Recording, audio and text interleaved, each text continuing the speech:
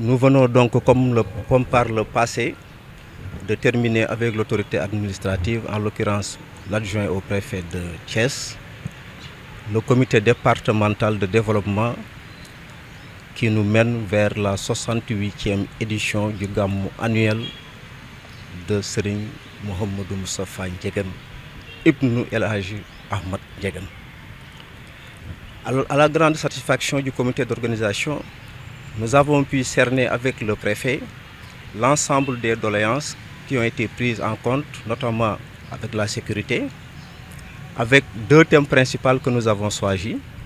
Le premier thème était axé sur le rôle du citoyen face à l'autorité dans un pays en voie de développement.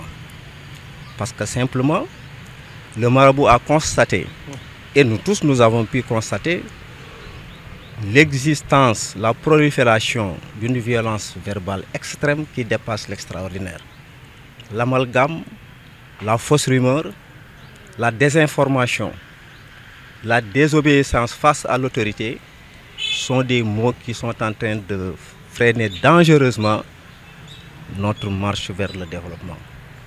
Il nous faut donc dans la réflexion du marabout et de son staff, nous avons décidé de faire un grand sermon pour conscientiser les gens à la raison, à la retenue et pour passer à la bonne information.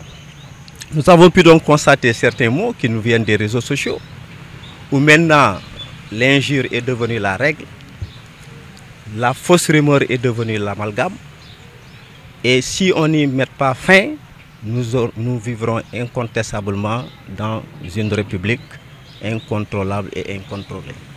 C'est la raison pour laquelle nous en avons parlé au préfet, qui a pris bonne note, qui a salué l'initiative du marabout et qui a décidé de nous accompagner dans cette œuvre de construction nationale. Le deuxième thème est axé aussi sur la conscience professionnelle et développement. On ne peut pas parler de conscience professionnelle et développement et occulter le travail. Et comme je l'ai dit tantôt, pour paraphrer notre premier président de la République, le président Léopold Sédar Senghor, qui disait que le travail est condition de développement humain. On ne se sent un homme capable, un homme complet que dans le travail, mais aussi par l'amour de son travail et par le travail bien fait.